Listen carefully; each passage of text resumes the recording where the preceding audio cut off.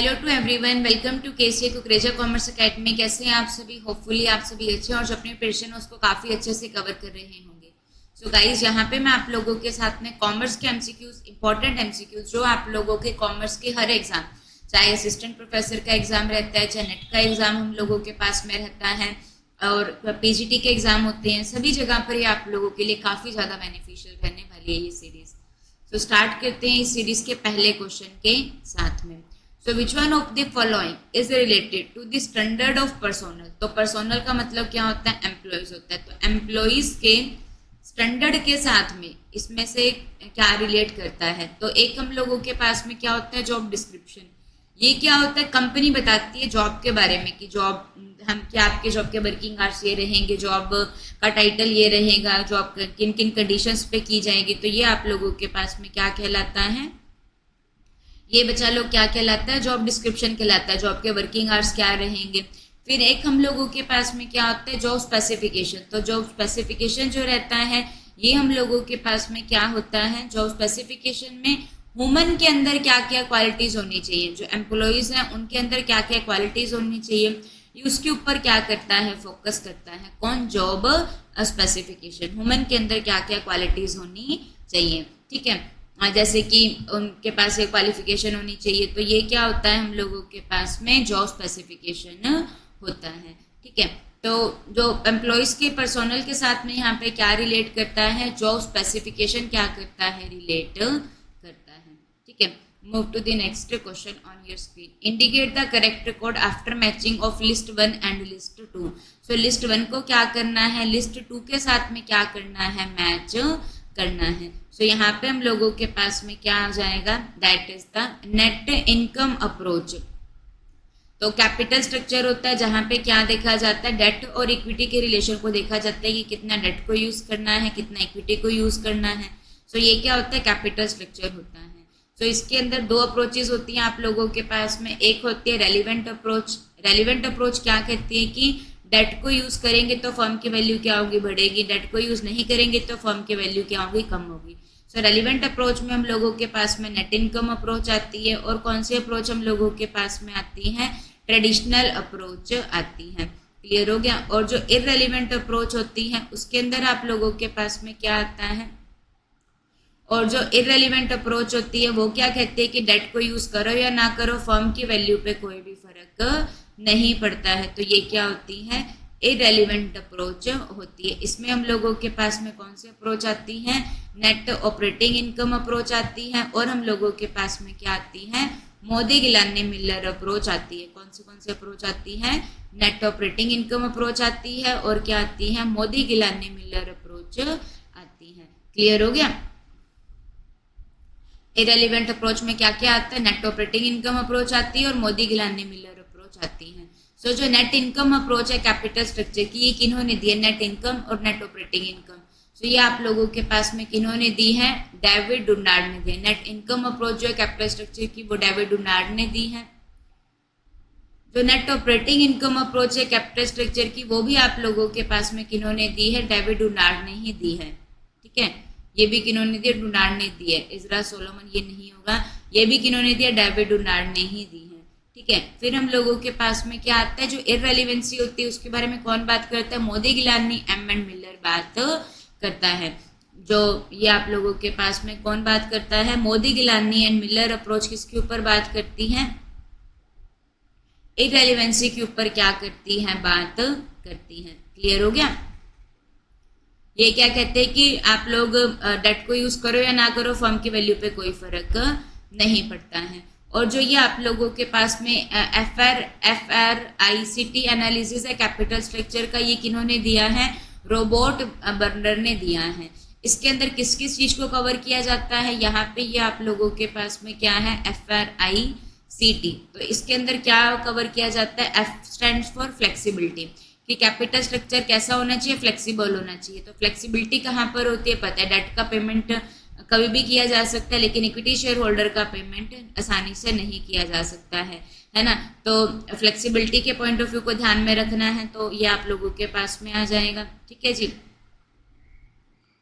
फिर क्या आता है रिस्क, जो रिस्क होता है वो कहाँ पे ज़्यादा होता है, तो रिस्क को ध्यान में रखा जाता है। ठीक है, अगर डेट को यूज़ करते हैं तो उसमें रिस्क ज़्यादा होता है, क्योंकि डेट को जो इंटरेस्ट पे किया जाता है वो पे करना क्या होता है, कंपल्सरी होता है। अगर इंटरेस्ट पे नहीं किया डेट का तो फर्म के ऊपर क्या हो सकता है, चार्ज हो सकता है। फिर क्या देखा जाता है, इनकम की, कंपनी के पास में इनकम भी है या फिर नहीं है। अगर इनकम है तो वो डेट को यूज़ कर सकती है। ठीक है, फिर हम लोगों के पास में क्या आता है, कंट्रोल। आपको पता है कि अगर डेट को यूज करेंगे तो कंट्रोल नहीं बटेगा, क्योंकि डिवेंचर होल्डर के पास में कंट्रोल नहीं होता है। लेकिन अगर इक्विटी को यूज करेंगे तो उससे क्या होता है, कंट्रोल क्या होता है, बढ़ता है। ठीक है, फिर इसको भी देखा जाता है, टाइमिंग क्या है, ये आप लोगों को इसको भी देखा जाता है। तो फिट एनालिसिस के अंदर फ्लेक्सिबिलिटी देखी जाती है, रिस्क देखा जाता है, जो अलग अलग सोर्सेज होते हैं उसके अंदर किसमें रिस्क कम होगा, किसमें ज्यादा होगा। इनकम को ध्यान में देखा जाता है, कंट्रोल ध्यान में देखा जाता है, टाइमिंग, पेमेंट होती है जो करनी होती है टाइमली, है ना, तो वो भी एक इम्पोर्टेंट फैक्टर होता है डिसीजन मेकिंग का। ठीक है, सो ये आप लोगों के पास में किन्होंने दिया है, रॉबर्ट ब्रूनर ने दिया है। Move to the next question, which one of the following is not a feature of preference share. So दो टाइप के शेयर होल्डर होते हैं, एक इक्विटी शेयर होल्डर होते हैं और एक क्या होते हैं, प्रेफरेंस शेयर होल्डर होते हैं। तो प्रेफरेंस शेयर क्या होते हैं, जिनके पास में क्या होते हैं, दो प्रेफरेंसेस होती हैं। एक उनको क्या मिलेगा, जो क्लेम होगा एसेट्स के ऊपर या फिर इनकम के ऊपर, वो इक्विटी से पहले मिलेगा, ये करेक्ट है। जो उनकी रिडम्पशन होती है वो एक सर्टेन पीरियड के बाद में हो जाती है। मैक्सिमम जो होते हैं वो प्रेफरेंस शेयर इंडिया के अंदर 20 ईयर्स के लिए इशू किए जाते हैं, बट अगर कोई इंफ्रास्ट्रक्चर वाली कंपनीज है तो उनके लिए 30 ईयर भी है, बट विद द कंडीशन की जो रिडम्पशन है वो 21st ईयर से स्टार्ट हो जानी चाहिए। ठीक है, possessing voting right, preference share holder के पास में कोई भी वोटिंग राइट नहीं होते, याद रखिएगा, प्रेफरेंस शेयर के पास में वोटिंग राइट नहीं होते। उनके पास में एक पार्टिसिपेटिंग प्रेफरेंस शेयर होते हैं, जिनको क्या होता है, अगर प्रॉफिट मतलब कि उनको प्रेफरेंस डिविडेंड क्या होता है, एक फिक्स रेट से डिविडेंड पे कर दिया। ठीक है, अगर फिर उसके बाद में इक्विटी को डिविडेंड पे कर दिया, फिर भी अगर कुछ बचता है तो वो दोबारा उसको ले सकते हैं।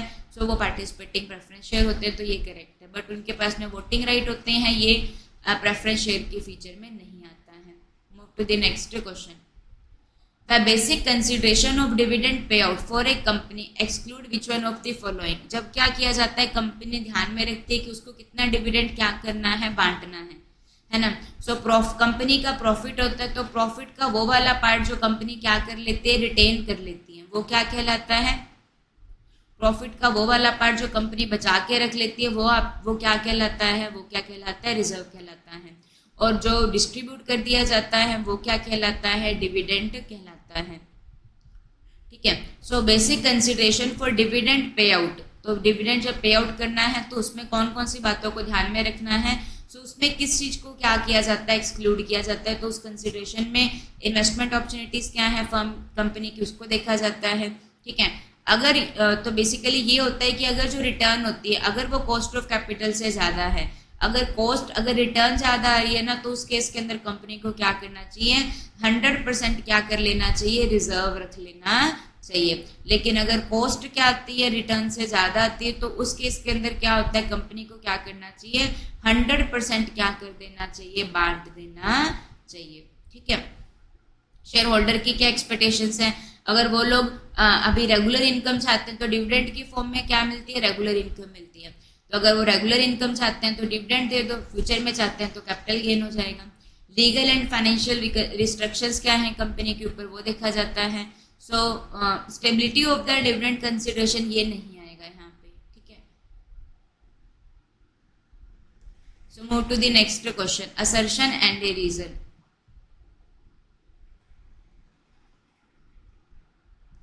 So shareholder wealth maximization and not the profit maximization is an appropriate and operationally feasible financial management goal.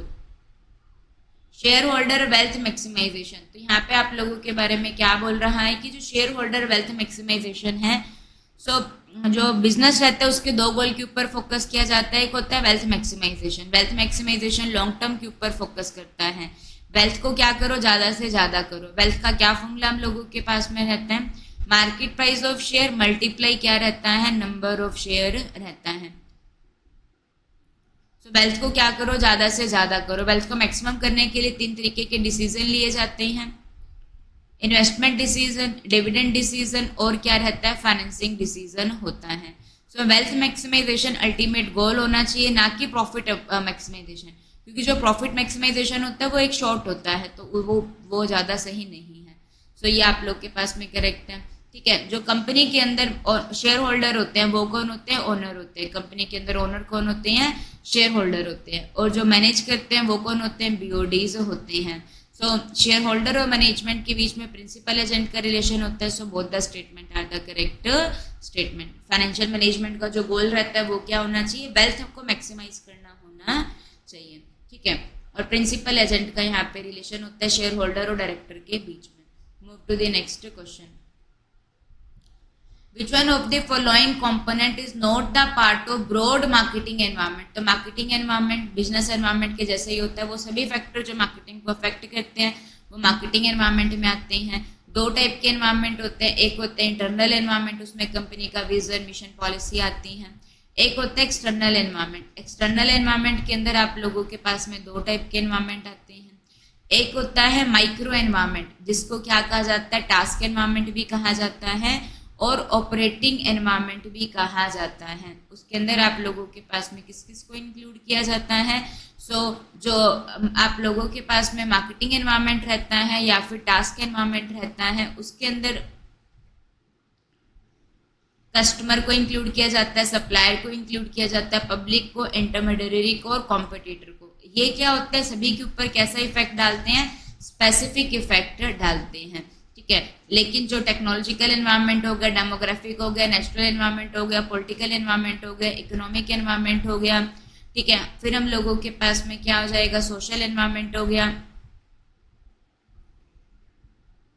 तो ये सभी क्या होते हैं, लीगल एनवायरनमेंट हो गया। ये सभी क्या होते हैं, मैक्रो एनवायरनमेंट के क्या होते हैं, पार्ट होते हैं। और जो मैक्रो एनवायरनमेंट होता है ये किसके अंदर आता है, मैक्रो एनवायरनमेंट का अनदर नेम क्या रहता है, जनरल एनवायरनमेंट होता है। तो यहाँ पे जो ऑप्शन नंबर सेकंड है ये इसका ब्रॉड मार्केटिंग एनवायरनमेंट का पार्ट नहीं है।